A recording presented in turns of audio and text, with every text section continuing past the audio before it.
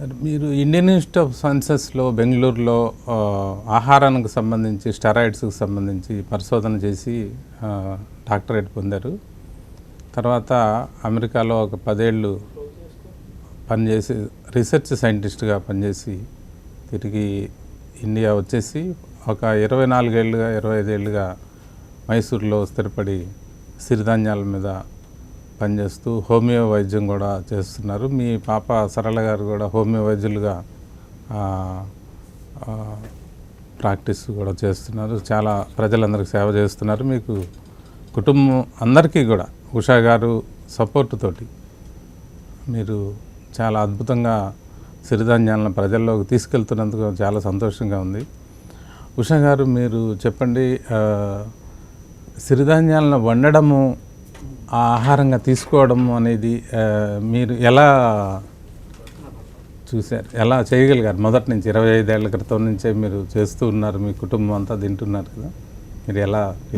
మొదట్లో చాలా కష్టమైంది, తెలియదు ఏమీ మాకు. మా వదిన అంటే తన సిస్టరు వచ్చి ఫస్ట్ కొర్రల గురించి చెప్పింది, తను తింటూ నిన్నామది అని. ఎవరో తెచ్చిచ్చారు, దాంట్లో పాయసం వండాను. అది ఉడకనే లేదు, ఏమి ఇలా ఉండి ఇది ఎవరు తింటారని అనుకుని నేను అది విత్తనాలని కూడా తెలియదు అప్పటికి. దాంట్లో నుంచి బియ్యం చేసి తినాలనేది కూడా తెలియదు. సో అలాగే ఒక్కొక్కటే వాళ్ళు వీళ్ళు చెప్పింది మేము ఎక్స్పెరిమెంట్ చేసి కనుక్కున్నాము.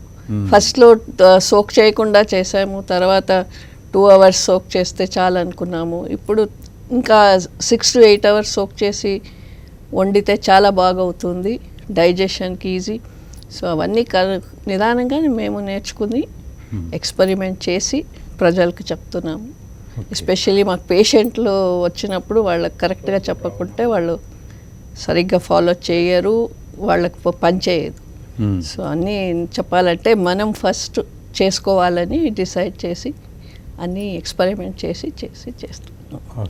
ఇప్పుడు అన్ని రకాలుగా వంటలు చేసేది. ఎన్ని రకాల వంటలు చేస్తున్నారు మీరు? ఏం లేదు, బియ్యంతో గోధుమలతో చేసేటివన్నీ చేయొచ్చు. చపాతీ చేసుకోవచ్చు, అన్నం వండుకోవచ్చు, ఉప్మా, దోశ, ఇడ్లీ, పులావ్, ఏదైనా బిర్యానీ ఏదైనా చేసుకోవచ్చు. ఇప్పుడు అంటే ఆధునిక ఆహారాలు అంటే కేకులు అట్లాంటివి కూడా చేస్తారా మీరు? అలాంటి దానికి మేము ఇంకా అంత ఇది ఇవ్వట్లేదు, అవసరం లేదు. మన వంటలు ఇవన్నీ చేసుకుని తినేదానికి చేస్తున్నారు. బిస్కెట్లు ఇవి, బట్ కొద్దిగా కల్తీ వస్తుంది దాంట్లో అంటారు, తెలియదు మాకు. మేము ఇంకా అంత దూరం ఎక్స్పెరిమెంట్ చేయలేదు.